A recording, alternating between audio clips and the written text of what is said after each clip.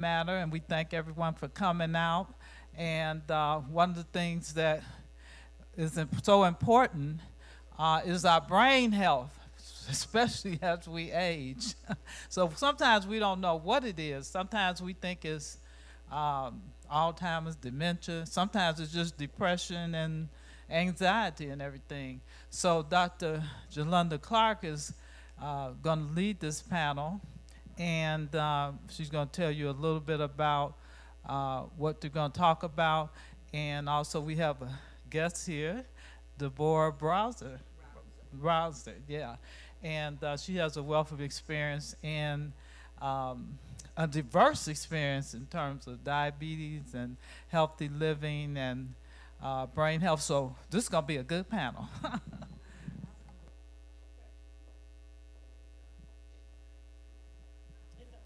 It's on. Okay. All right. Well, good afternoon, everyone. Ooh, let's do that again. Good afternoon, everyone. Fantastic. I am so excited to be here with you this afternoon for so many reasons. Number one, because I've actually been on sabbatical and taking care of my mother in Austin, Texas. So it's really great to be amongst my beloved church. So thank you so very much for allowing me to be able to speak to you. And I surely thank God, hallelujah, for allowing me to come in. So this is kind of our first event out, my first event out since my mother had surgery, really back in March. So I'm very, as you can understand that. So let's kind of talk a little bit about the aging process, and I'm going to also touch on stress and how stress kind of carries us out through our lives all the way up to a point to where we are in an older age, and some people will want to say we're having memory loss and things like that, and we may have the big word, the D word, okay, dementia. All right, so to talk about stress, I want to let you know the body is actually designed to handle stress. You have a system called the autonomic nervous system that actually allows you to deal with stress all day long. It is the system that allows you to breathe, your heart to beat, and your digestive system to function even if you were in a coma. The beautiful thing about it is the mind can actually control it. So by the mind being able to control it, if you have events that happen or there's a stress that the body senses, it automatically sends a message to that system, and it starts to send different transmitters, okay, neurotransmitters to the body to respond to that. You get a flight or fright syndrome, or either you can have rest and restoration. So beautiful thing about that is if the mind can control that, there's some simple things you can do that will help with that. Breathing is one of those. And what happens is when that system is in balance, that's when you really feel your best. If one system is higher, let's say the flight or fright, everything in your body is going to be a little bit revved up. If you're in a rest or relaxation mode, but there's too much, everything's going to be down. You're going to feel depressed. It's going to come with a set of symptoms. So the most beautiful thing we want to really do for ourselves is to balance. When we do not balance and we get to a point where we stay in a chronic stress mode, what happens with that is some of these neurotransmitters get kind of stuck. They don't work as well. They don't cross what we call our synapses in our brain cells as well. So then our body begins to respond to that. And in the response to that, the chronic stress affects our cortisol levels, and eventually we get to a point where we just don't function like we really should. And it goes down to a cellular level. So what happens is on a cellular level, when they become dysfunctional for a number of reasons, most of them are what we consider to be toxins. And I do want you to know, not toxins are all just about what you eat or what's in the air. You have emotional toxins too as well. So when those begin to affect the body, it starts at the cellular level. And so when your cells start to dysfunction or start responding in a different way, then the cell becomes dysfunctional, okay? The cell's dysfunctional, then that makes up tissue, that becomes dysfunctional, and the tissues make up organs, and guess what? You start having dysfunctional organs such as the brain, the gut, your lungs, anything you want to name, diabetes, hypertension, arthritis, and surely the big one that we call cancer, and leading on down to even issues with our memory called dementia. So I'm bringing you that little bit of background because I really want us to understand what's happening to us, okay? And I'm going to say it, number one, as a people. Hosea 4:6 says, my people perish because of lack of knowledge. So that is really what's happening within our communities. We have a tendency to be under chronic stress all the time. And yes, that does play a role into our disparities. Why we have so much diabetes, why we have so much hypertension, and even the development of cancers and things and so forth and so on. So knowing the background of that will hopefully allow us to be able to set a precedent of what we can do to be able to help with that. Now, to bring that on up a little bit, since I've talked to you about this system that you can actually control that actually causes you to feel a certain way. So one of the things that we know happens in life is that life is life. And when you are lifing, you are going to come across some challenges. And I must admit, after the pandemic, there's not anyone who's not experienced some type of loss and had to make some type of transition mentally. If you are able to really understand what is happening with that, hopefully you've been able to cope. Most people, to be honest with you, have not. So therefore, we have a pandemic to where we have many people who are just stuck in a state of depression. Now, here's what happens when we are in this state of depression and we don't come out of it. It also starts to set up this inflammation process. And if you can imagine now, we have something else that's kind of poking the bear, and poking the body so that it begins to respond with a stressful situation, start making these neurotransmitters kind of go a little wacky, starts affecting the cells. And guess what? It does affect your health. As you continue to go along this pathway in life and you do not actually find a way to cope with that, you will develop more issues as you go along into your, I'm going to take you now from your 30s to your 40s now, okay? So now you're in your 40s and wonder why, I don't know, things just don't seem right. And Lord have mercy, get to your 50s, okay? And that's when everything just falls apart. Oh, I'm a living witness to that one, but it is okay. And so I mentioned the 50s in particular because that's when, especially for women, your body starts to change. So now you're not only having to deal with these neurotransmitter changes, you're having to deal with hormonal changes too. And those affect the brain as well. The things that affect your brain will affect how you think and how you feel and how you react. So now we've kind of got a situation that's already a field for something else to come in. So when you get to your 60s, okay, you may start to, and I hate to say it, sometimes it starts in your 50s, start to remember, oh, I just don't remember things like I used to. I don't know, I don't function like I used to. I don't remember where I put such and such, you know? And then you just get to a point like, well, you know, I just don't know anymore. I can't even remember. I'm just here. I want you to do more than just be here. And by the time you get to your 70s, I don't want you written off because of your memory issues as having this thing called dementia, that nothing else can be done for you. Because I'm telling you, all dementia is not just dementia. We have a tendency to label in that process.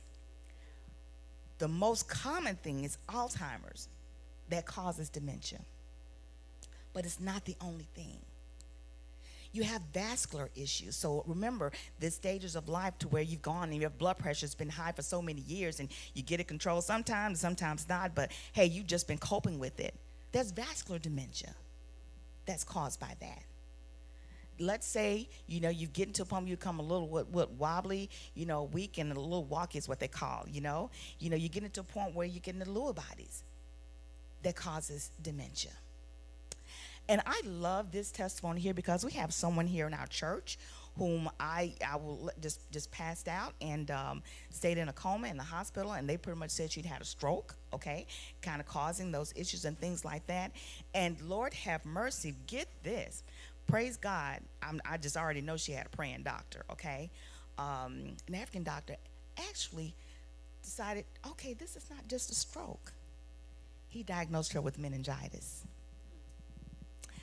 And she's sitting with us here today. So I want you to raise your hand if you don't mind, Sister Sanders.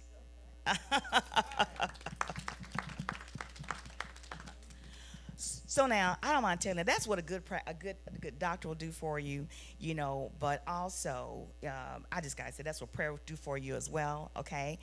And I'm so amazed about her case because as a church member, I heard what had happened, and I was really, really concerned.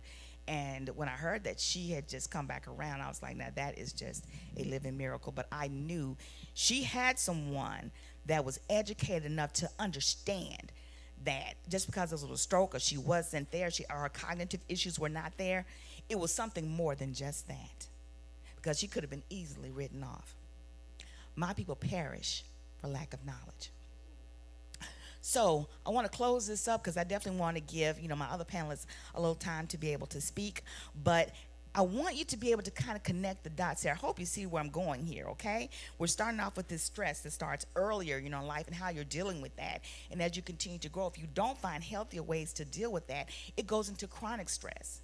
Chronic stress continues to affect your body. It affects your body, but it also affects your brain. All right? And if you get into the point into your later years where you're thinking, oh, it's just old age, I'm here to tell you it's not. There are things you can do to help maintain your brain health. Eating the right foods. I give a very simple list, to my patients when they come in, and basically tell them what I need you to do is very simple. When you go to the grocery store, I need you to hug the walls. I need you to stay there. And what I need you to stay around the walls. Well, nowadays they got different things. So if it's not the walls, you stay around anything that's cold, what's refrigerated. Because it's refrigerated, that means it has an easy tendency to perish, which more than likely means it's something your body can actually use. If it sits on a shelf, it can sit in your body the same way and never do nothing. So when you give your body what it needs, it has the ability to take that. The cells can incorporate that into your DNA and actually start to repair that DNA. And now that dysfunctional cell becomes functional. And now the tissues become functional, your organs become functional, and guess what? You become functional. So I didn't introduce myself completely, but I am Dr. Jalunda Woodard Clark. I am also an ordained minister here at this church. And I am currently on sabbatical because I am learning more about what I can do for my community in reference to brain health. I'm doing a fellowship in integrative psychiatry, and I've also been certified to actually do work in what we call the neurochange method, which actually talks about a little more of neuroplasticity. I'm going to let my panelists talk a little bit more right now, and I'm going to come back and I'll talk to you a little bit more in reference to what that means with neuroplasticity, because these are some other things that we can do for ourselves that does allow our brain to change. Thank you. Wow. We definitely have to give her a hand.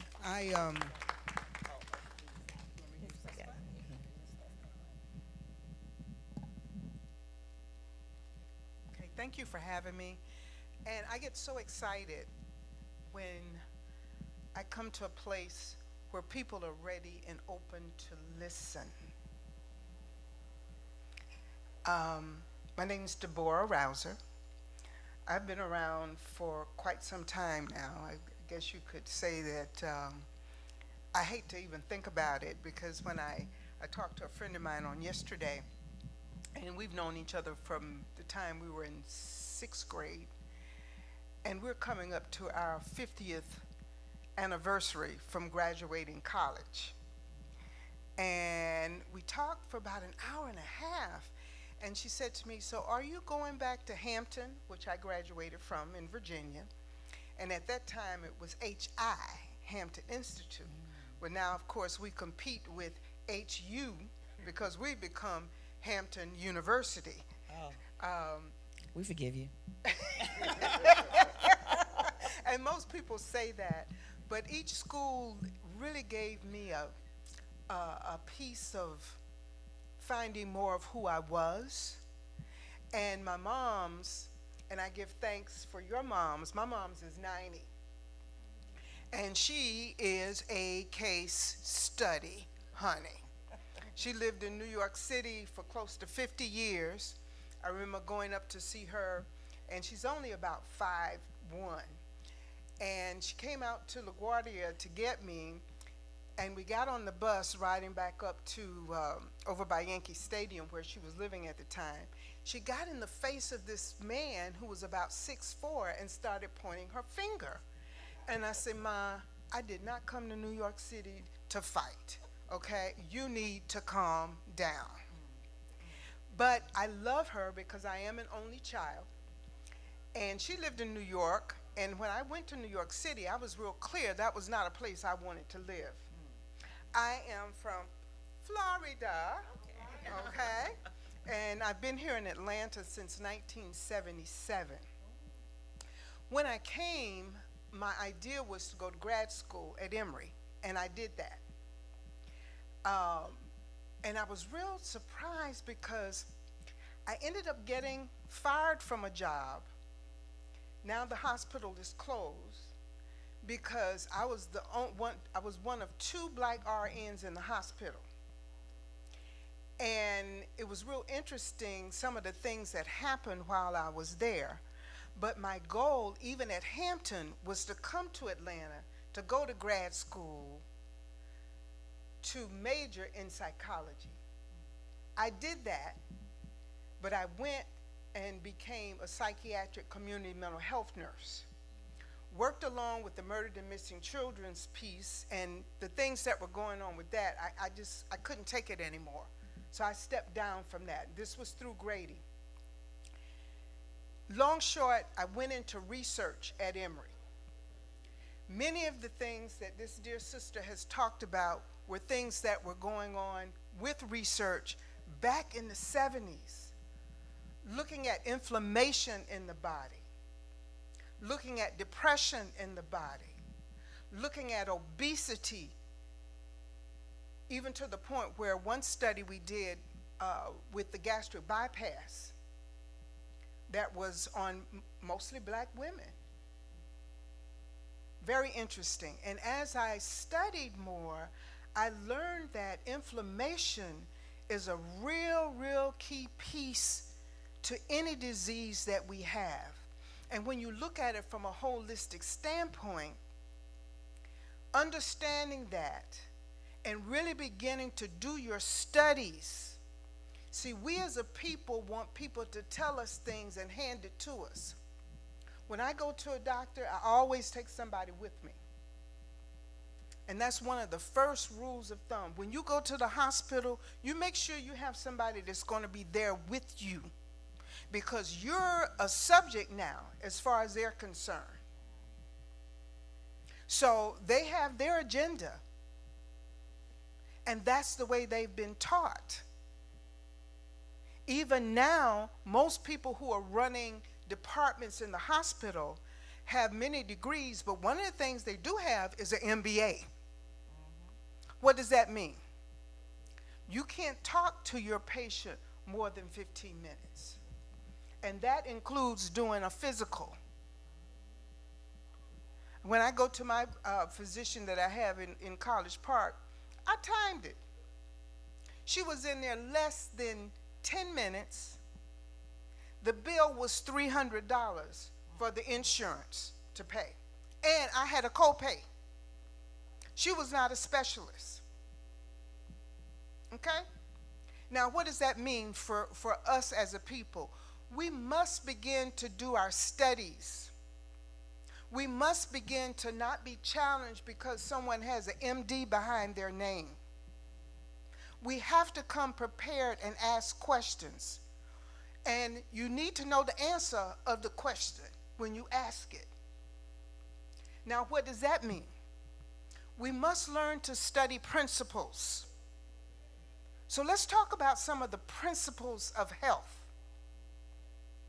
Can anybody give me one principle of health? One golden rule to keep you healthy. Do no harm. Do no harm. Okay.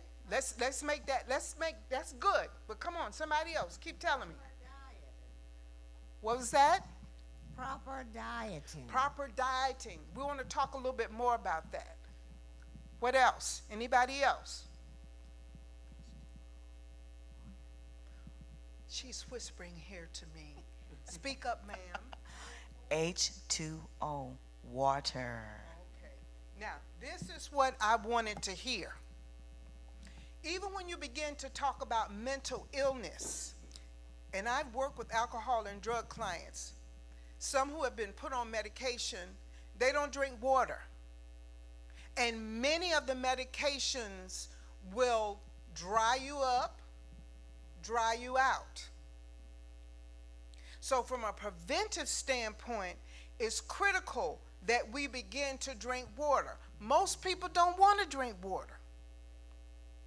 Now, I can sit here and talk about the water that was pumped from under a parking lot here in Atlanta, but I won't do that because I don't want to lose any of my jobs, okay? But drinking water is real important.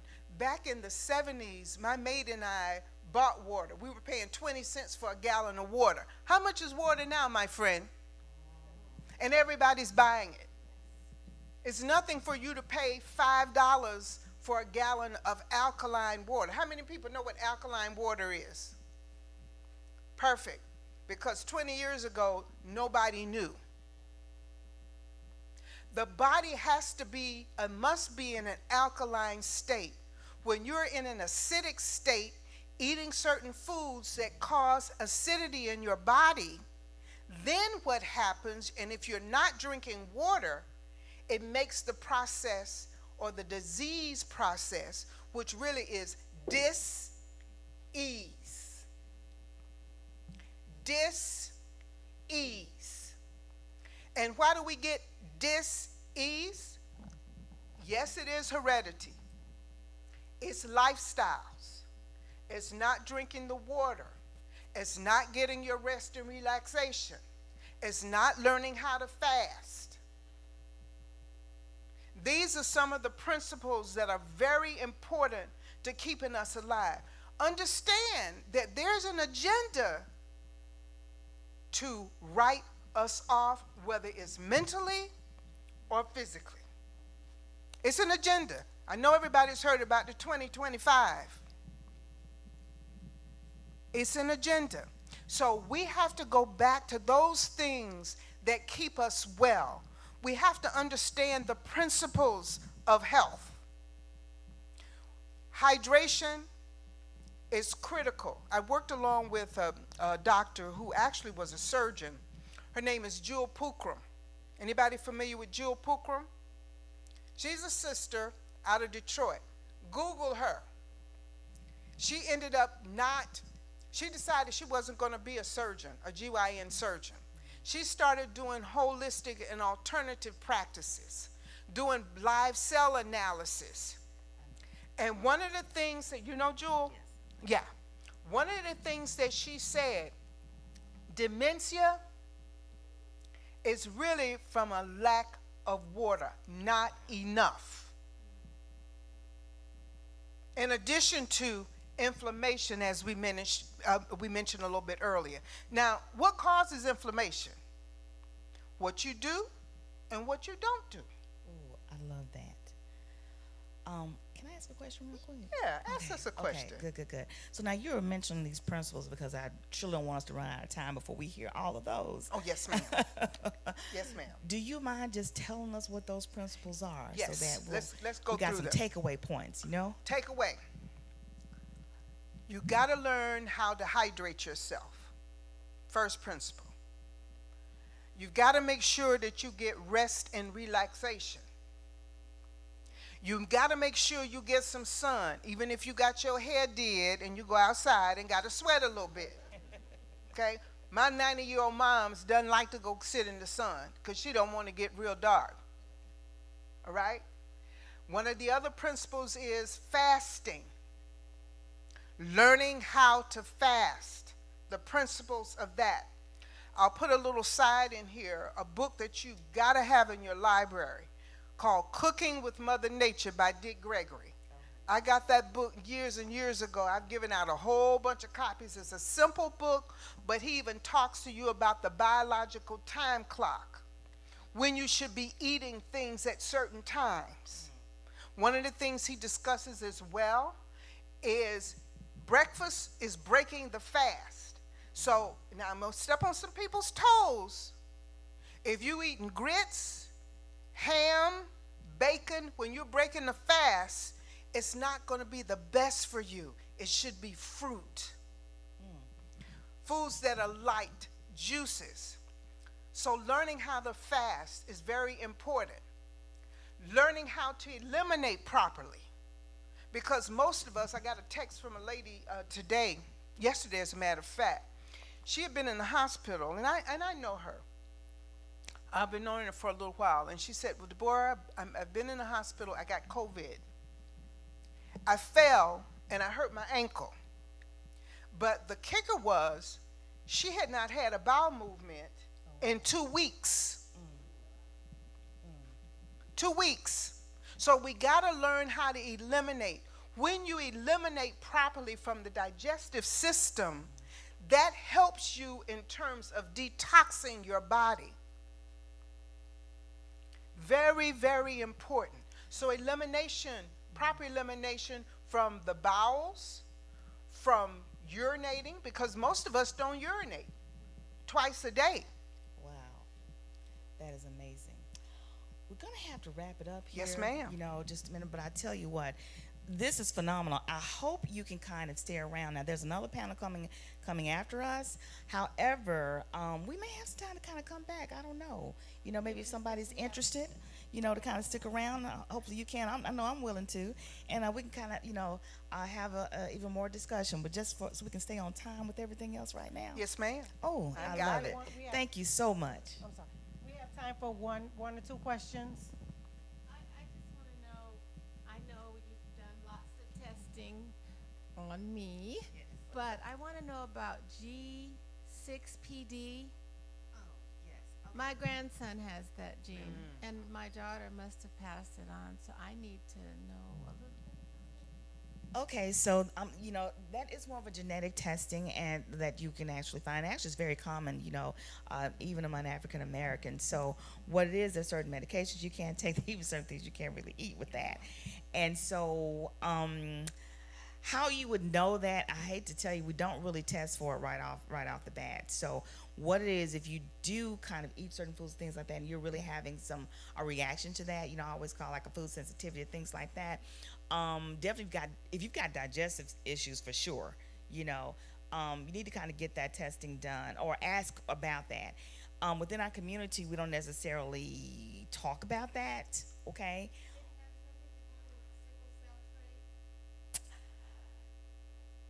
Let me come back to you on that one, okay? I don't want to get too far into anything else, but can I come back and ask that question? Okay, because I got something else I want to say about it. I would like one of the doctors to talk more about the principle of fasting, the benefits. If you can do it in maybe about a minute. I'll try. Because I mean, I could talk all day about fasting. How we need to fast. There's a ratio that I generally share with people. For every 3 days that you fast, you should have a day of preparation and a day of breaking the fast. Okay? A day of preparation, meaning that you're not going to go and eat macaroni and cheese, some potato salad and then decide the next day you're going to fast. If you choose to fast for 10 days or for 5 days, it's important that you prepare for that. And even when you begin to come off. So the ratio for every 3 days that you fast, you should have 1 day of preparation, eating foods that are lighter, and 1 day of coming off for every 3 days that you decide that you're going to fast. Light foods are foods that have a high water content. Watermelon, grapes, especially with seeds. Okay? Those are just some basic things that you do. Then you have to prepare your digestive system to be able to eliminate. If you're fasting and you haven't gone to the bathroom in 5 days, then you're auto-intoxicating yourself all over again.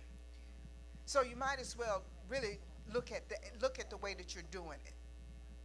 You understand? And of course we pray. We do whatever we're going to do for the fasting time, but there's a science to fasting. Arnold Ehret is a great author that you can learn some things about in reference to fasting. Some of the books that were really, really good and had the principles wrapped in them, you can't even find them now. Amazing. So, yeah, I think we are done for right now, but Ms. Crystal, I'm surely coming back to you. So hopefully you guys, you stick around. I am going to ask maybe at the end of the last panel if I can maybe just have a few minutes to come back and ask, answer some of the questions, and hopefully we'll get a chance to definitely talk a little bit more. So thank you all so very much. You can say a few more, because let me see if Henry is ready for his panel, because I told him he was getting them together. Oh, okay then. All right. Good. So in that case, actually, I would like you to make sure you finish your principles, first. Okay. What did I say so far? Who remembers? Water. Water. Proper elimination from the kidneys, the lungs, the bowel, and the skin, because the skin is the largest eliminative organ. All right? What's the next one? Proper rest and relaxation. Learning how to rest. A big part of that is getting your phones out of the bedroom. Okay? Yeah. One of my Tai Chi instructors told me that the only thing that we need to do in the bedroom is make babies and sleep. Having a television in your bedroom is a no-no. It's hard to rest and relax because radiation is coming from the television. Keep that in mind, y'all. What else? What's another principle? Fasting. Learning how to fast. Getting some sunshine. We did a study at Emory looking at D3. D3 really helps to activate your body. Even some disease processes that happen can be reversed if you get enough D3. Even though they will give you injections for D3. We as a people got to learn how to go back to the sun. We do. We really need to do that at certain times of the day. What's another principle that you might want to think about? Exercise. Physical movement. Most of us don't want to sweat. We don't. We won't mess up our hair. And I'm being funny about it, but we got to really think about that. And if I can kind of chime in on that, when you want to talk about the one thing you could, well, probably besides water, the second thing you could really do for your health, you talk about you want to defray dementia and things like that. You exercise.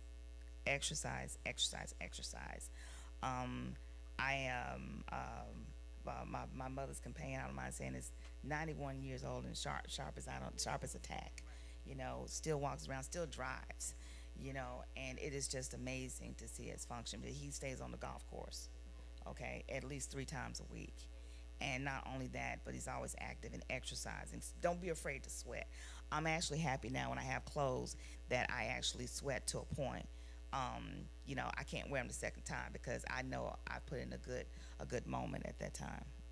Well, that's an excellent point. And one of the things that I want to share with you all, look into Tai Chi. Oh yeah. Tai Chi is an exercise that elderly can do because it's slow movement. It helps with the balance. There are free Tai Chi classes out here all the time. And you'll find that most of people who practice Tai Chi are of a different hue. Yeah. They're of a different hue. My Tai Chi instructor was Dr. Ting Sing Shu. He was from Shanghai. And I actually would go to his house and study Tai Chi. It was maybe a group of about 10 of us. It was very helpful because it helps with the brain as well and your balance if you're elderly. Go ahead. Speak a bit about mental and physical exercise. Well, I meditate and I pray. And one of the things that I can show you all, and the energy has led me to even say this before I came. There is an old Hawaiian technique, and it's very easy to do. It's what we call a mantra or a prayer. Okay? Yeah. The words are, I love you. I'm sorry. Please forgive me. And thank you. I love you. I'm sorry. Please forgive me. Thank you. Doing something as simple as that and talking to yourself can help to clear things out. Breathing, as the dear sister mentioned earlier, is critical as well when you're doing your prayer work. We must learn how to breathe, which is another principle. Yes. Most of us, we don't even realize that we're holding our breath. So you're supposed to inhale, expand the abdomen. Exhale, contract the abdomen. So notice how you're breathing. Oh, I'm doing it now. Yes, and we must get rid of the carbon dioxide, and having more plants in our home is important. There's one brother that I want you all to take a look at online. His name is Dr. Bobby Price. Bobby Price, he be throwing down the knowledge so tough. He even talks about fasting. He talks about how sugar can begin to affect our neural pathways. Research. Good. Can I speak just for a moment? Like I said, we're talking about research, Yes. okay? And I know you're probably going to talk about more or less research, more, or do your own research, and I think that's probably the point you were going to make, okay? I actually want to make another point about research, too, as well. I am actually part of a community advisory board with Morehouse College of Medicine, and I actually have one of my board members, who was actually with me tonight. Would you raise your hand, Patricia? Thank you so very much. Okay. Listen, our community, again, we perish for lack of knowledge. So when it comes to research, because what was done in Tuskegee, and there's so much, misinformation out there, we don't want to participate in research. Well, let me tell you what happens because we don't participate in research. What happens is they go ahead on, they do research in another population, and unfortunately the population they're doing it is probably more for disease processes that are in our population. So then we wind up taking them anyway, and then we wind up finding out from a back standpoint on a wider scale what really affects us. So my point with that is, let us be a little more astute. Now I don't want to go into a whole lot with right now, but being more astute about really participating.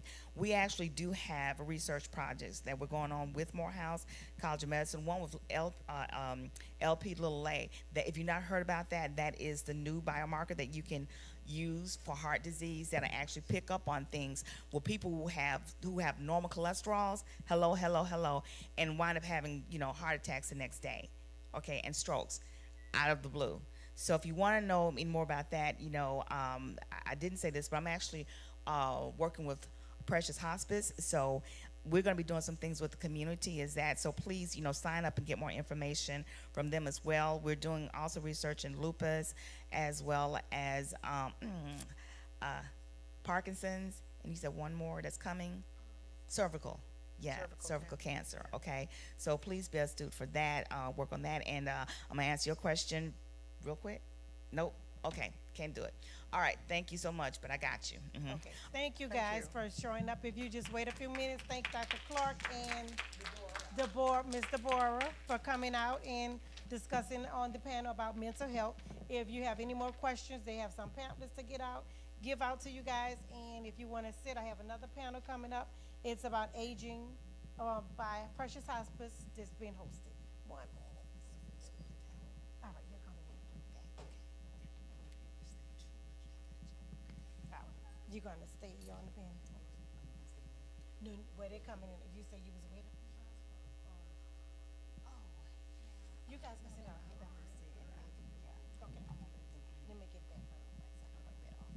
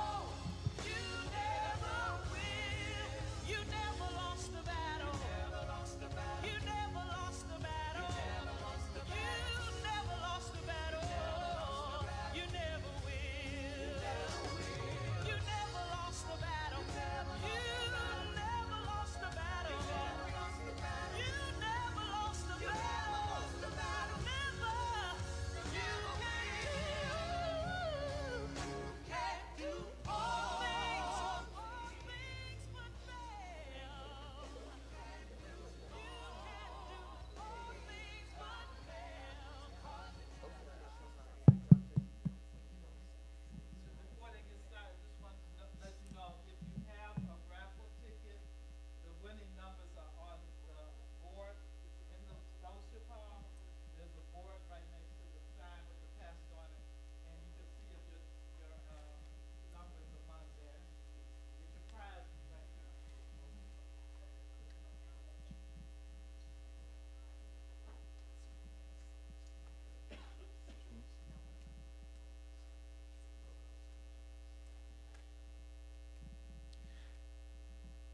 I was gonna say good morning, but good early afternoon. How's everybody doing? Hopefully y'all have had a pretty good day so far. Definitely want to thank Cornerstone Church and Pastor Curry for allowing us to really bring some light to senior care and cancer and so many different things and topics, particularly as that pertain to our specific community. And I think that's one thing that we have to not be afraid to say, especially when we're in a setting with ourselves. It's very important. For those who don't know, I go to church here. My name is Henry Mason, and I run a company by the name of Precious Hospice. And one of the biggest things that we talk about is health equity, health disparities, and how we can educate our community on things that we can be a part of that other communities are getting, whether that be for a cost, there be no out-of-pocket costs. These are the things that we want to bring to you all, so not only that you all know, but also that you can share the information with others as well. These are what I call hidden gems. These are some experts in these categories. And what they're going to be able to do is answer your questions, but also I'll have some pretty pressing questions for them, and hopefully they don't hate me afterwards.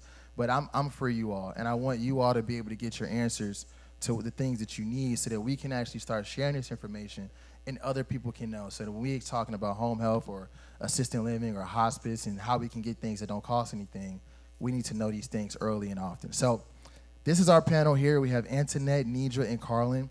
I'm not going to introduce them. I'll let them introduce themselves, who they are, if you all could, just one at a time, who you are, what you do, where you work, and just one little snippet, and then we'll get right to the moderation of the panel. Make me go first. Yes, please. My name is Pull it up. Antoinette Darrell. I'm from Governor's Glen. Pull it up. Can you hear me? My name is Antoinette Darrell. I'm from Governor's Glen Assistant Living. I'm the executive director as well as a nurse. My specialty is dementia. I've been dementia certified because I experienced it as well as educated in it because of my grandmother, and I love dementia. Okay.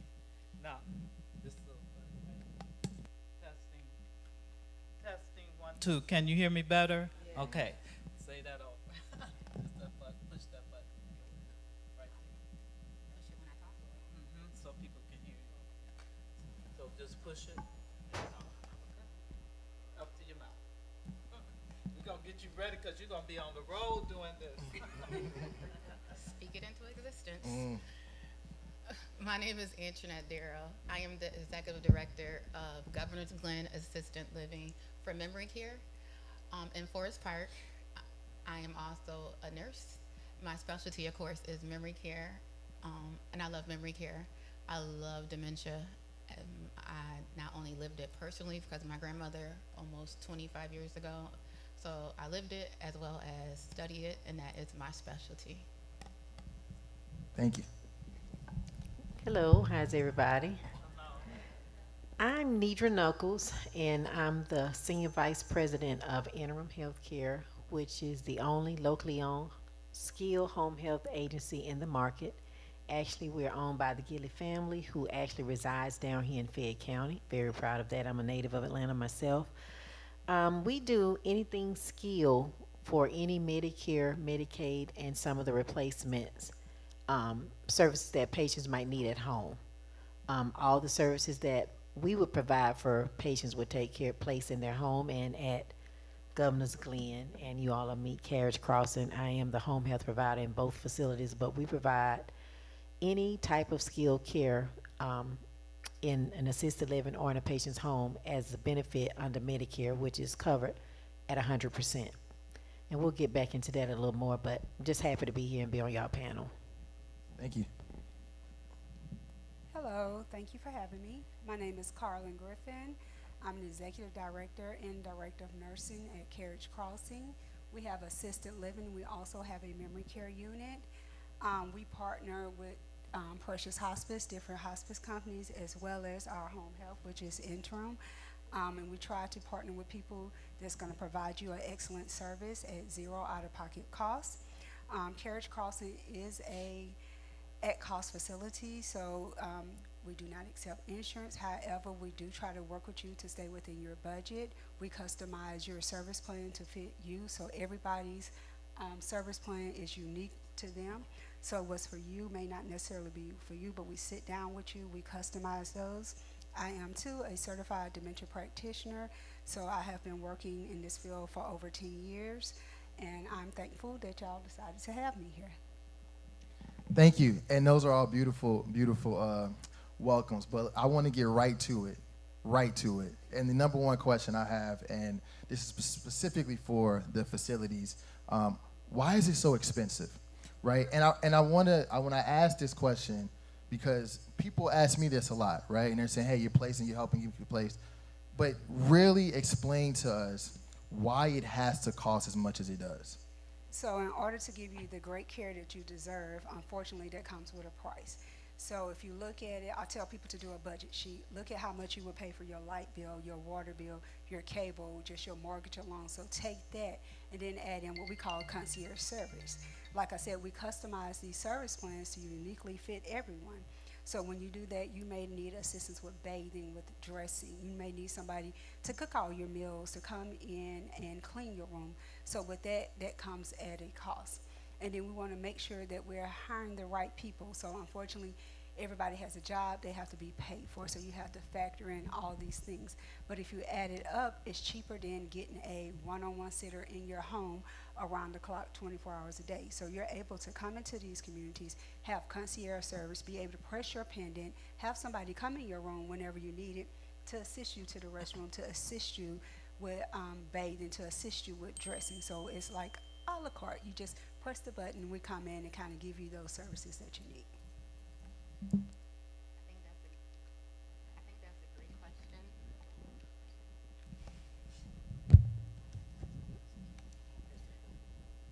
I think it's a great question, and it depends on where you are. Governor's Glen is a all-inclusive. Little short story is I come from Sandy Springs. Sandy Springs, as the wellness director, they charge for rent as well as level of care, meaning based upon how much is needed. There was different levels, level 1, level 2, level 3. Of course, based upon the level, you pay more money, plus med management. So you can start off with your rent being $6,000. Level of care can go up to almost $3,000, so you're at $9,000. Plus med management, adds on, you're at $10,000. Governor's Glen is all inclusive. That means everything is included. We don't charge for level of care or med management. So you come in with one price. There's no a la carte. What you pay for rent, everything is included. That means your 3 meals, your medicine, the level of care, and we still give you the best care possible that we can give you. 24 hours a day, 7 days a week. We're giving you activities. We outreach with the community. We're connected with the VA, connected with intern. We're engaging. We're giving you guys everything that we can give you, all inclusive, and try to give you the best price possible without charging so much. No offense. Sorry. Well, the good thing too, when I look at the 2 facilities that I currently provide the care in, when you look at the cost of what it would cost for your loved one to be in a nursing home, assisted living still is the cheaper option. When you start looking at what you pay to be inside of a skilled facility. And the rates as far as with both facilities, to me, is affordable. You know, one thing I've noticed, even with healthcare with us and Afro-Americans, a lot of us, our parents didn't know anything about long-term care insurance and investing in that type of thing, especially when you really don't want to put your mother or your grandmother into like a nursing home. But a lot of us wasn't taught that there are things in their insurance plans, and it just never was offered to us. So that's one thing that I've learned and been in healthcare as long as I have. My mother worked in public health all of her life, and I've always been around healthcare, and then ironically I'm in healthcare. But one thing I've noticed is with just the lack of educating our people, and we try to get out as much as we can to educate, to say, you know, there's some long-term care insurance plans, benefits out there that, you know, you or some of your loved ones might be eligible for, and it's sometimes a lot cheaper to go this route as opposed to, you know, them liquidating the assets, going into the nursing homes, and one particular that I go to, I mean, it's like $600 a day as starting.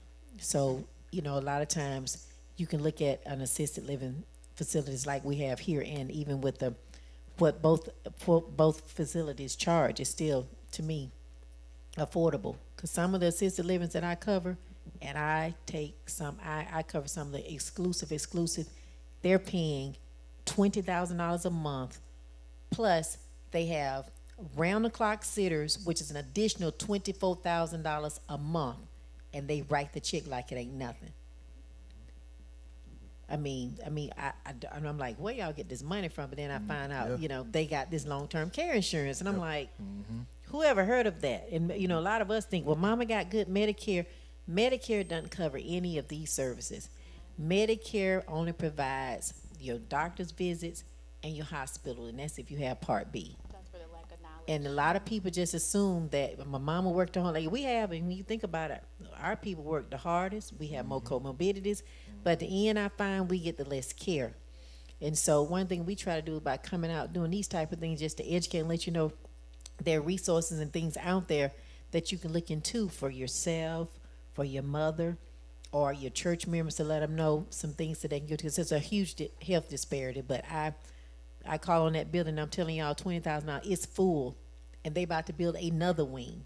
And these people have long-term care insurance. They were some of the people who worked for the railroad back in the day when they offered that as a benefit. Of course, a lot of our parents worked for the railroad too. Our grandparents, our uncles, they didn't know what it was, so they just wanted health insurance and life insurance. They left it on the table. You have a question? Not about that, but I did want to hear the definition for the difference between Alzheimer's and dementia, and which comes first. Are they? Can you get can you get the? We're gonna answer your question, and we have some literature that we can pass out to you, so you all have that too. As a result, she'll be right back. We'll come right back to your question. Did you have a question? I was just gonna, well, a question and a statement. I just had a friend of mine who was in assisted living in Chicago, and that was one, to your point about long-term insurance, that her whole annuity that she gets from being a teacher goes to the system. Yep. And she made a statement to me that I wish I had gotten long-term insurance. And the thing that I wanted to know is, okay, well, I'm talking about at my age, I can't even say whoever else is up there. I tried to look into long-term insurance because she got me thinking, I'm like, girl, please, and at my age, I would have to be paying so much for long-term insurance. It's like, And the thing about it, it goes back to what I'm saying. Education of us knowing what's out there for us and for our people. Even me, and I'll share with y'all, I'm 55. So now is the time for me to, I'm getting ready to purchase a long-term care policy, one that me and my husband can share together. And, there are ways that you can get these policies and still use it as tax write-off to write off for your benefit. But, you think about it, our people just didn't know about it. And nobody really told us when companies were paying that as a benefit. And, doing it, trying to do your investments and that type of thing. Yeah, and that's interesting because one of the things that I've said consistently, and I've been doing this for 10 years now, is I don't think any of this is an accident. I really don't think any of this is an accident. I think we've been left out from some of our healthcare benefits. You'd be surprised. Some of these things you could have started around 45 years old. The price would have been substantially lower than when you actually find out about it. They wouldn't even sell it to me until I turned 50. Mm. And the moment I turned 50, I got it. Mm-hmm. But when it came out, like in the mid-'80s, when they had books and your benefits people wanted to get people, they said you could get your parents in. In like 1985, it would cost my parents $400 apiece every month. And my in-laws, the same thing. They said that's too much money. So I look at my husband who's 80. If something happens to him and he gets sick where he needs in-home care, Right. it's not under hospice, and he has to have people come in and watch him, or he has to go into a facility. I had my mother across from Fayetteville, Piedmont Hospital, across the street. That was in 2011. It was $4,200 a month. I had to write a check, and I had to put the furniture in her room. So you have to kind of be prepared. If you don't budget for that, forget your nails. Yep. Forget all the Yep. pedicures. Yep. Set aside money every month towards, because there is a way of funding your own. It is, but it's very expensive. But I also want to say, because I know we're looking at it from one side, but the other side is you do have to give yourself grace because we're coming from a different financial background than a lot of these other people. And it's the reality of it, right? We're talking about what they have, or if you can go all the way back to us not being able to own homes. Yeah. So I see a lot of seniors who are not African American. They have this extra capital. That all comes back in the 60s where they were able to buy a home for $30,000 and now they're selling them for $1 million. These are real situations that we didn't have access to, right? So now as we talk about these things, I mean, of course, we want to be real about it, but also understand we're pretty much doing the best we could have done, right? We just didn't have access to the resources. And $400, it might not sound like a lot now, but back then, that $800 is a lot. That's a lot of money for us. For some people now, we have some fun. I can tell you that's a lot for some families now. So we just want to make sure that we do give ourselves some grace and understand that for what we have, we're doing the best we could have done. We just want to make sure we're getting the information going forward so we can also start educating our kids and our grandkids so that they know what to look forward to. One other thing, and then we'll let her talk about the dementia piece. And this is just something that I want them to kind of touch on a little bit, and I'll end up with it from my end. I want to ask the question of, because I think so many people don't really understand the difference between skilled nursing facilities, nursing homes, and assisted living facilities. And to me, that's extremely important because I think a lot of people, when they think facilities that you live in, they always think nursing homes and what they look like, and they might be run down. And I have my reasons as to why I think that is. But I want you all, if you could, just kind of give us a brief understanding of the difference between these different types of facilities so that they know what they're looking for. And anyone can go. Well, in a nursing home, you may have anywhere from 3 to 4 people in one room, separated by a single curtain. In there, these may be individuals who cannot walk, cannot talk, may have to have feeding tubes, ostomies, different things of that nature, wounds that's greater than a stage 2. So they need skilled therapy. They may need an IV hang one day. They may need a wound debrided the next day. Where an assisted living is an extension of your home. So as you're at home, you find that you need a little more care. You need somebody to assist you, well, like I said, getting dressed, getting bathed. It may be that I can cook, but sometimes I forget that I left the stove on, or I can't hold this pot, so I drop it, so I need somebody to prepare my meals. I need someone to assist me to make sure I'm setting up doctor's appointments. So I'm still able to pick out my own doctor, whether I decide to go out to my physician or whether I choose to use the in-house physician, because we do try to make it convenient. So you have all the services that you need, from your physician to your podiatrist to your dentist, that can come into the community to service you. So that's one of the major differences is when you come to an assisted living, you can have your own private room, so it's just like you're still at home.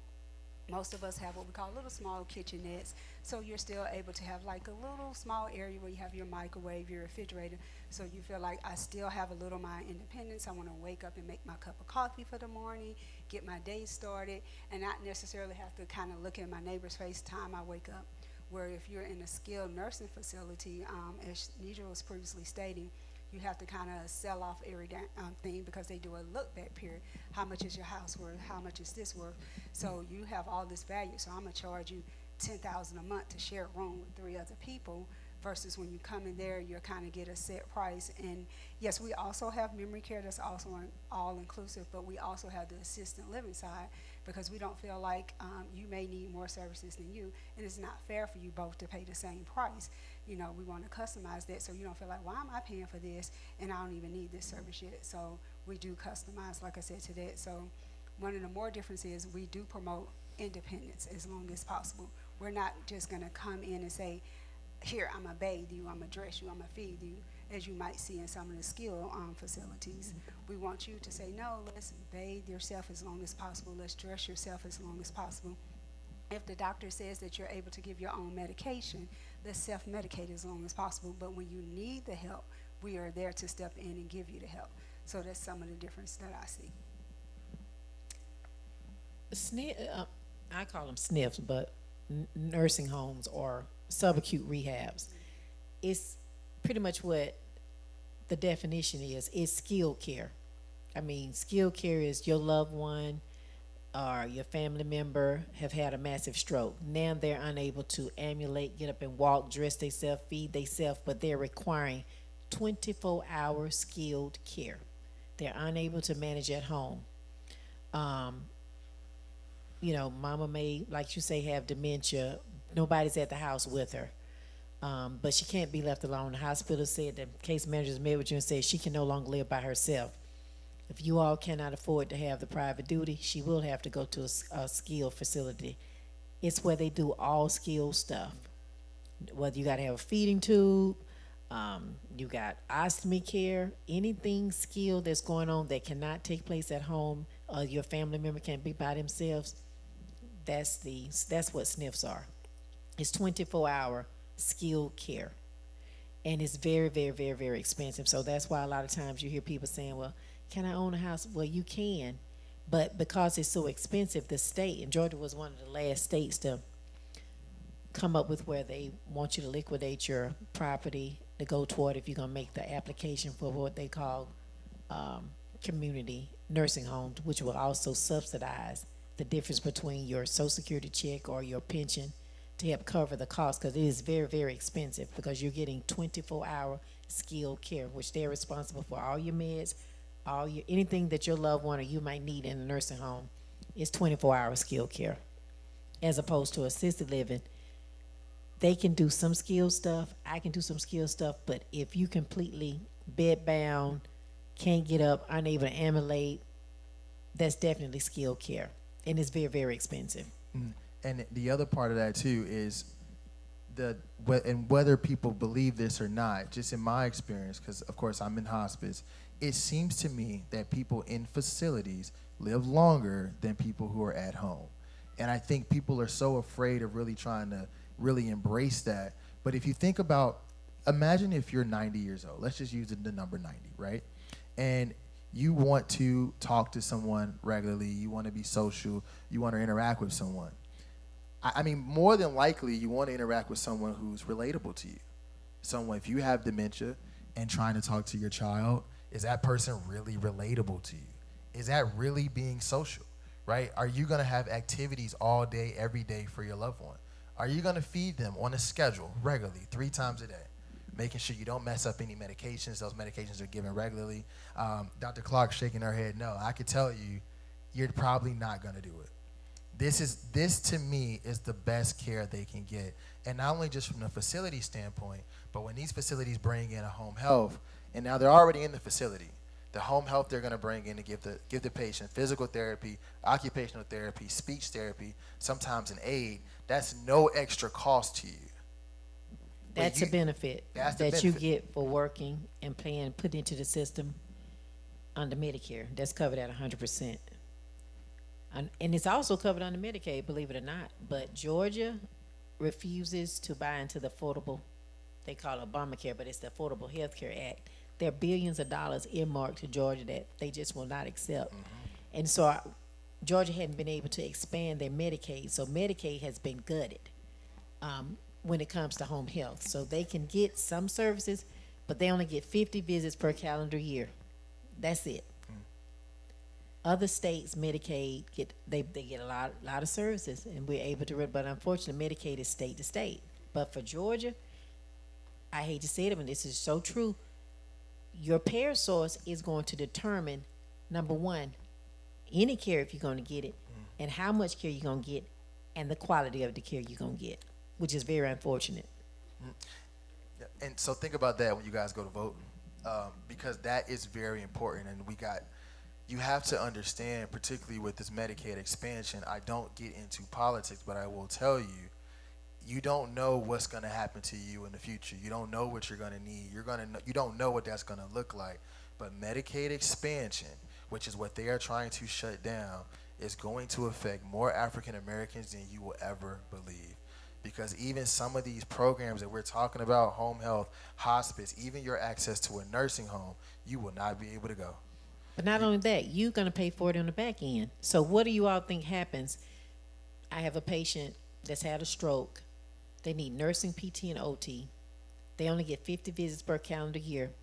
They've exhausted their 50. What do you all think happened when they go back to the hospital when they had another catastrophic event? Who do you think pays for it? You and me. Tax dollars. Your taxes. So you're going to pay for it on the back end. And it's easier to me to approach this from the front end because the prevention is the way. If you can get them the medicine they need to be on, provide them with the care that they need when they're doing well and managing their health, you ain't having to deal with somebody that'll come in because now they don't have a massive stroke. Now they got paralysis. They completely bedbound. Now they need a feeding tube. They're on a vent. Hundreds of thousands of dollars for one patient. In the hospital, they're going to treat them. They're going to treat them, but it's going to come to you, me, all of us who pay our taxes. Oh, you're going to pay for it in the back end. So, that's just, it's pretty sad, but it's a fact here in Georgia.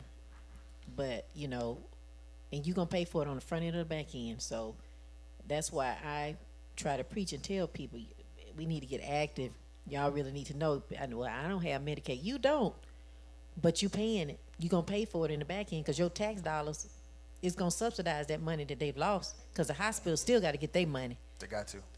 And they're going to get it from the state. And we all pay those taxes.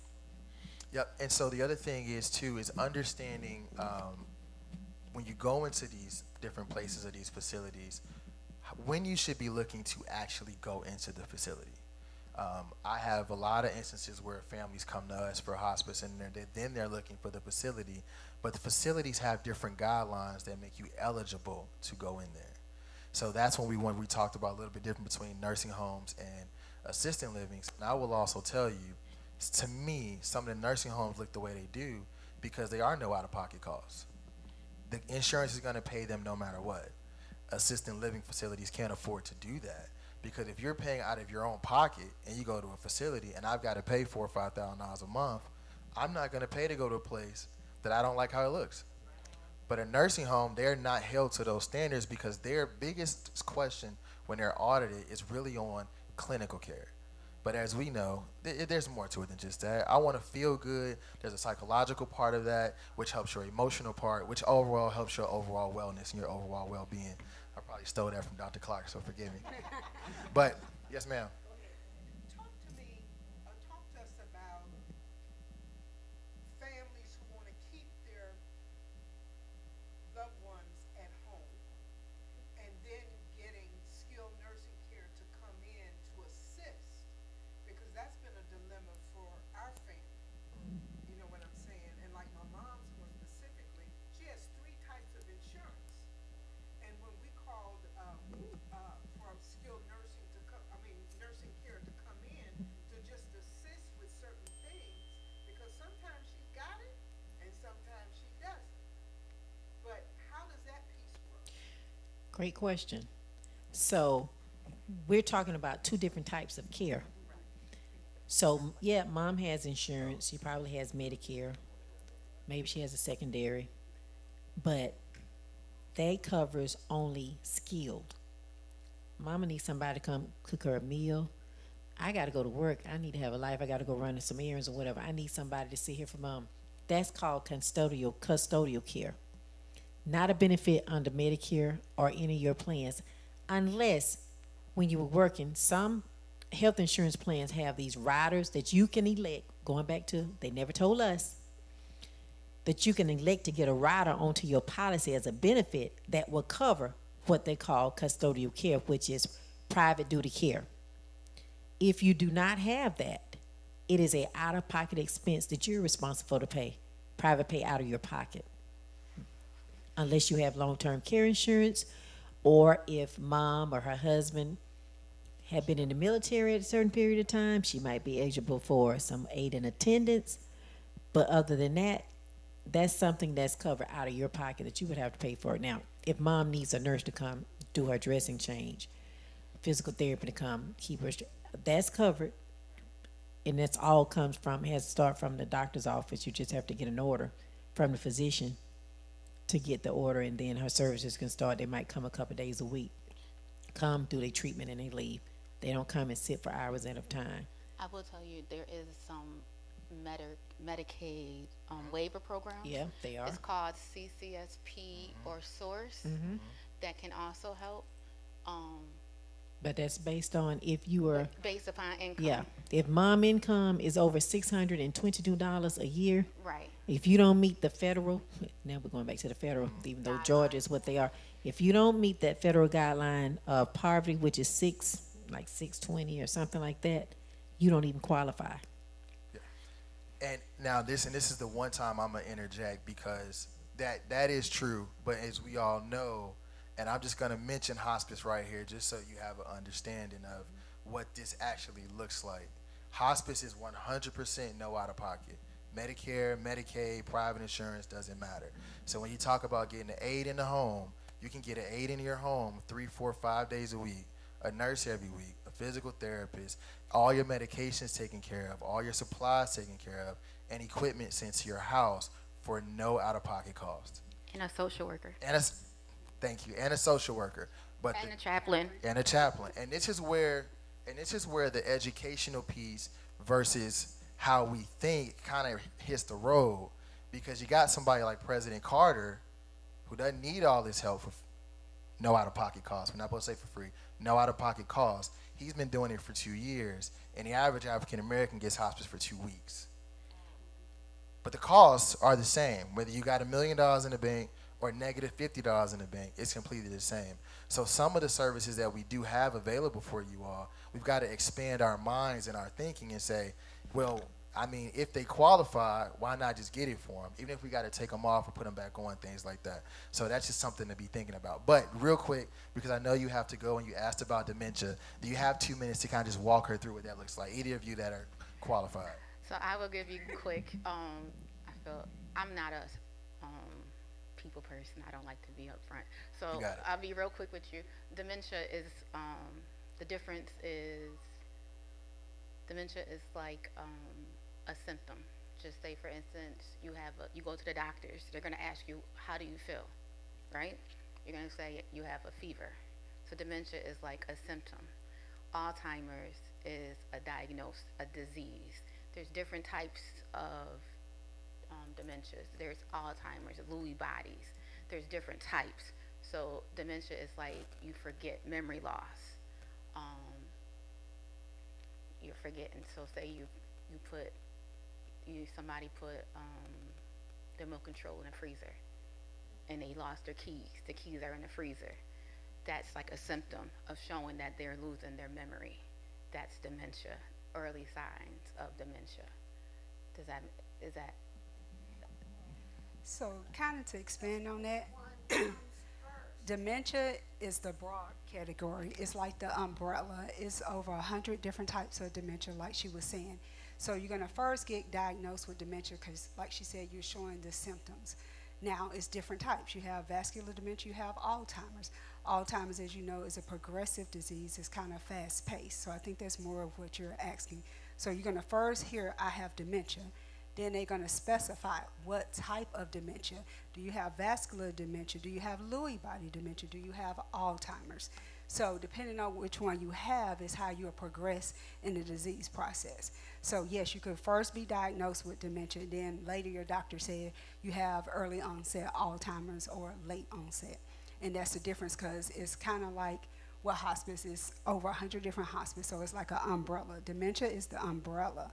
Alzheimer's is one of the branches of dementia.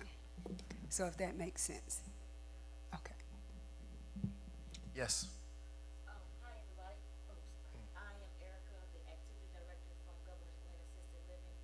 And speaking on the dementia, I have a virtual dementia tour. If you all want to come, it's 15 to 20 minutes. It's free. Just see me afterwards, and I'll get you signed up for it. And that's awesome, guys. It lets you walk to see what it's like to live with dementia. You guys, and it's very awesome. A lot of my employees and family members come out and actually be in tears because now they get to see what their loved ones or what our residents are actually feel like and what they're experiencing. If you guys never ever did the virtual dementia tour, I welcome you guys. It's very free, and you guys will get to see what it's like. Definitely come and see and experience it. Yeah, and so we want to make sure too, because we're running up on 2 o'clock, and I want to make sure we're able to answer all the questions or anything specific anyone's wondering.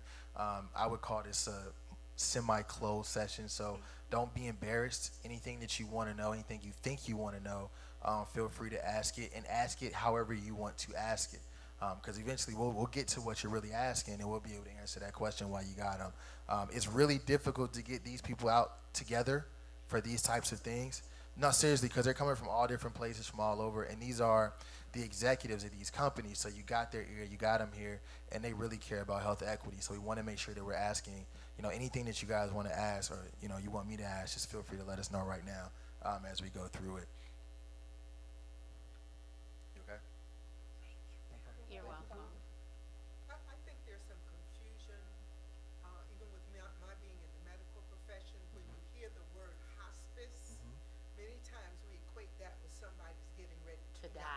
I agree. You know what I mean? And that's something that needs to be cleared up with our community, especially it's just like hearing the C word. You know what I'm saying? And that's cancer. Then people have a tendency to say, well, they getting ready to die. All of us are at some point. But could you speak to that for a second? I could. Give me the camera, because what I'm about to tell you is is the absolute truth. And I want you to make sure that you really understand what I'm about to tell you, because nobody else is going to tell you He's this. gonna drop the mic after this, y'all. The hospice program originally was set up. It was originally set up for people to go into a facility and pass away within a couple of days. That's what originally what it was. Medicare figured out that the cost of a hospital bill per day is much higher than if we just expanded the hospice program into your home. So that's what they did. So for a fraction of the cost, they can come to a Precious Hospice or whoever, give us the patient, and we'll take care of you in your home. On the backside, though, this is what happened, and this is why African Americans think about it the way they do. It's no accident. They started in very specific neighborhoods. So now you're going into people's homes. So think about what that really looks like. So what they did was they went to very affluent, non-African American neighborhoods and pitched the idea that you all can get hospice at home for no out-of-pocket cost. They never came back and told us. That's why we're still asking questions that they've been getting privy to for the past 20 years. So what they did to the hospice companies to make sure that they kept it this way, which is why I have so much fight with these hospitals, this is the honest to God truth. We have a system in place. There are 365 days in a year. We have to average every hospice patient to 180 days.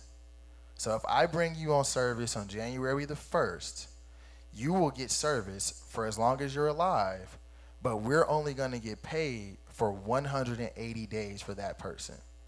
What they did was they made it an average. So 180 days is this average.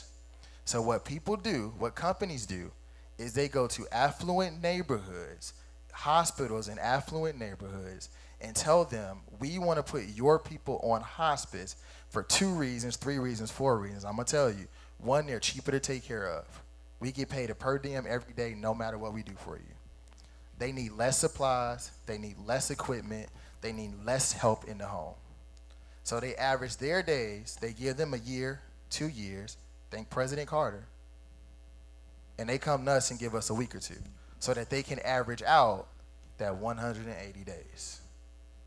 That is the truth as to why when you say we think about death and they don't.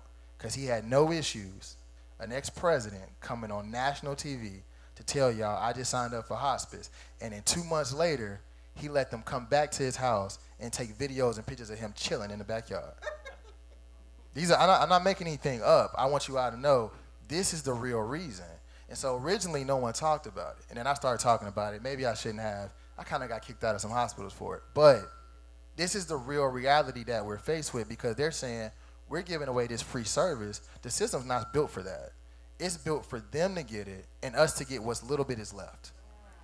And that's how it breaks down. So when we talk about hospice, that's what we have. Yes, ma'am. Sure. Yeah. Yeah. Yep. Yeah. So you get comfort. Now we can keep you on. Here's the other thing that's going to happen. If they can't figure out their averages, they'll just take you off. So if you start getting better or anything like that, or the company's average is too far off, that 180 days, they'll just take you off. But for you, it didn't cost you anything. So go get everything you can get, whether it be hospice or home health, even nursing home, whatever you can get, you need to be trying to get it, because there's nothing we can do. If you say tomorrow, I'm no longer going to go get a cancer treatment, no more chemotherapy, and we put you on hospice tomorrow, and you change your mind in 4 months, we just take you off. I can't tell you can't change your mind, but it's presented to you like, well, this is the end. This is all you can do, which is why you think death. But the reality is you can change your mind in 12 hours. We just got to take you off. So that's the real reason why you all are struggling with that. And I think, too, it's a stigma with hospice in our community, because we think, oh, we're going to put mama on hospice, so we just going to take her home and just let her die. And she's not going to be on any medicine, which is quite the opposite. Your mother, your loved one will still get their medications. it'll be help for you as a caregiver. Somebody will be at the bedside. So it's a lot of miseducation out there when it comes in our community and how we feel about hospice, because we just think if I put her on there, I'm just gonna let her die. Well, the truth be told, we all got a date and a number. We don't know when. Every day we're all dying. We are. Me being. But if hospice is utilized, like he said, I find with the healthcare disparities, we're the last ones to get it. And we don't reap the benefit until it's the end. I'm a hospice. Yeah, I'll let her know. I'll tell her. Hospice, I was a hospice nurse for 7 years before I met Henry. And I'm a firm believer in hospice. But also, when I became a wellness director, I brought hospice into my facility. Hospice brings so much life to my residents. It's so much you get out of hospice. Yep. They get that, right. Yeah. They get that extra She used to work care. for Precious Hospice. Yeah. Okay. So not only, so when people think of it, it's the lack of knowledge that they know that they don't have. And so I am a firm advocate, even though I don't work for hospice anymore, I still advocate for hospice. And I believe that it's better to have it than not. So I give it before the 2 weeks, before they die. I'd rather them get the full service, the chaplain, the social worker. So many times social worker help them with getting insurance benefits that their family didn't know they have, or even getting their $500 benefits that they didn't know they can get for other things, like in their getting clothes or shoes that they needed that they didn't know that they can get. So I'm a firm believer in hospice, not only because of that. And then I met him, and now here we are. Also, with hospice, they have palliative programs. So if you're scared of the word hospice, initially you can go on palliative, and that could be like a bridge to kind of get you used to the idea. I've had many residents on hospice that had such great care, to like he said, they got better and they came off. And it's because they did have that extra nurse. Like she said, we're both nurses, so you have us in the facility already helping you out, but now you got the additional RN coming in. Sometimes your additional LPN, your nurse practitioners are coming in. So you getting this really individualized care to sometimes you're up better, doing better. And like he said, if you ever need them again, they may take you off for a short period, but then they're able to pick you back up. But like she was saying, we always have that stigma like, oh my God, I'm gonna die tomorrow because I went on hospice, when in actuality, sometimes you even get better. It happens pretty quickly, and they want us to wrap up, but I do want to make a case for what Ms. Crystal Lee said, is that when you come on to hospice, you only have to take off one doctor or one practitioner. So that's another part of it that we don't talk about. We're not taking everything from you. And to be frank, again, if you think about how the hospice company works, they are only working if the person is actually alive. Like we cannot do anything, we cannot make any money if the person passes away. So that is not our interest at all. We're not here to do that or do any of that. But if, let's say for instance, someone has cancer, they also have end-stage renal failure, so they have a nephrologist, all we have to do is sign them up for one of those things, and they can continue to see the doctors for everything else. So we're not taking anything out. Yes. Do they have to be a DNR? No, that's also another thing. They tell us that they do, but they don't have to be. You don't have to be, because, and again, it's about the decision you're making today. We don't know what you might change your mind in 6 months or 3 months. It's today you need help. Can we help you today? So they really want us to wrap up. Do you all have any last little nuggets you guys want to, you good? Yes, please. I am a recipient of hospice, and I need to go right now because the nurse is on the way. I love the program. Okay. Thank you.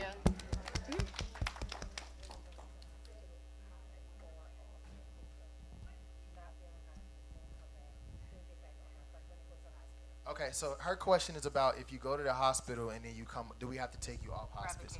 Right, so you do have to revocate, and there's a 5-day period between when we can actually put you back onto the service. But that, again, is pretty common.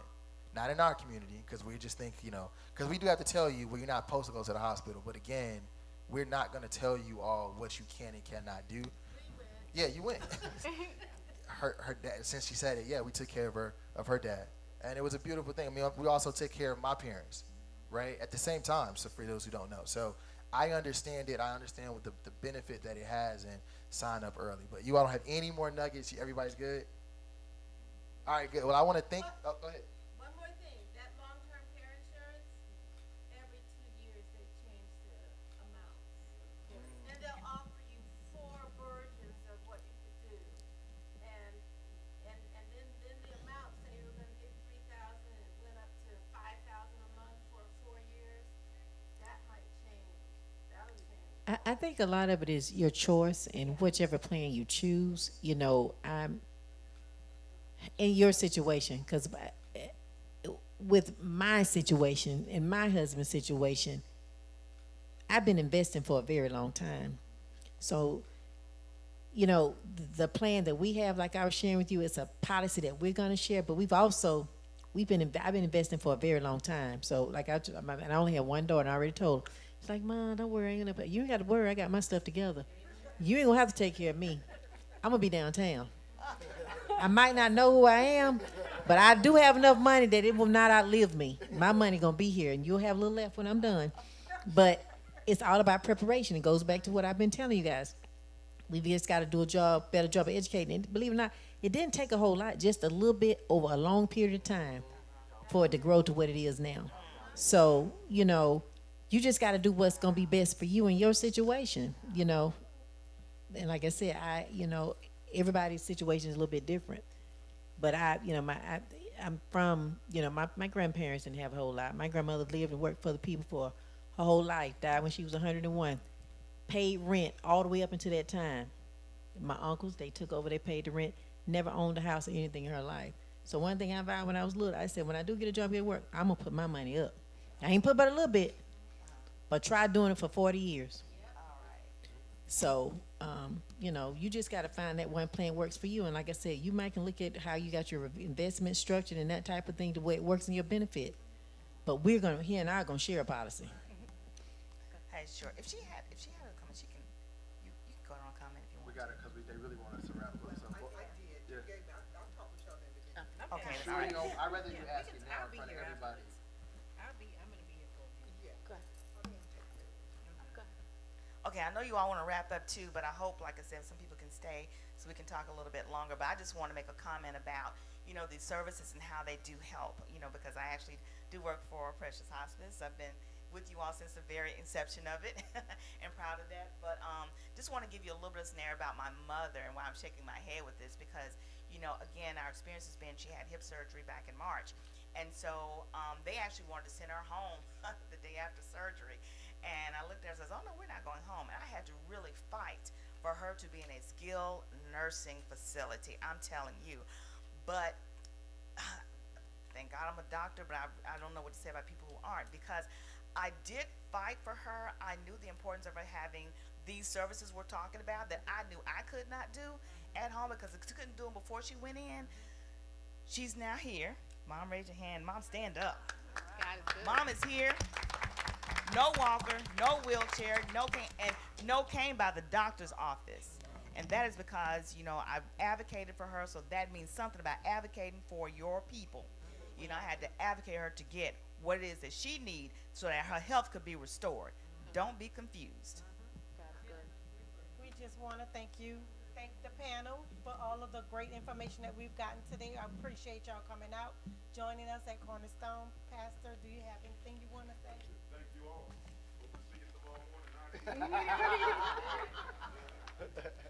Hope to see you tomorrow morning, 9 a.m. It's an hour of power. Will you help me just give all of those who put this presentation together a great big hand? And all of our guests, God bless you. Thank you so much. Back in your hands. All right. Thank you, everybody, for coming. Our time has ended. It's after 2 o'clock. If you have any more questions for Dr. Clark and Deborah, you can ask her. We have a lot of pamphlet information here, and I think you guys have some information in the back that they got already. Okay. Anybody want any more information? It's all sitting up front. Thank you. And I do want to make a comment about the information that is here. It's absolutely awesome. Just great summaries about everything that we have talked about at this moment. I do want to tell you another thing about why my mom did so well and why these facilities, again, are so helpful. There's something called the neuroplasticity that I mentioned to you beforehand.